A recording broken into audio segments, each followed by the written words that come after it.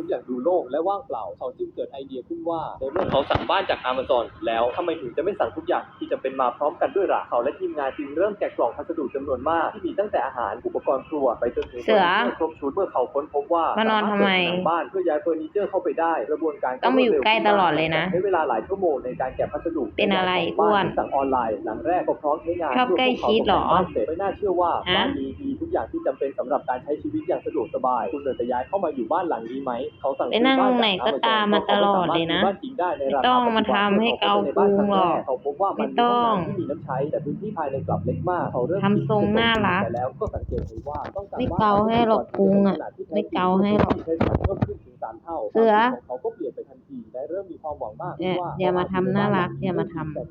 ำท่าน่ารักขนาดนี้ เขก็เลยไม่พอใจทุกอย่างดูโล่ง อ้วนจัง เขาจึงเกิดไอเดียขึ้นว่าในเมื่อเขาสั่ง อ้วนจัง จาก Amazon แล้ว อันนี้ ถึงจะไม่สั่งทุกอย่างที่จำเป็นมาพ อัน ร้ นี้ อมกันด้วยล่ะเขาและทีมงานจึงเริ่มแกะกล่องพัสดุจำนวนมากที่มีตั้งแต่อาหารอุปกรณ์ครัว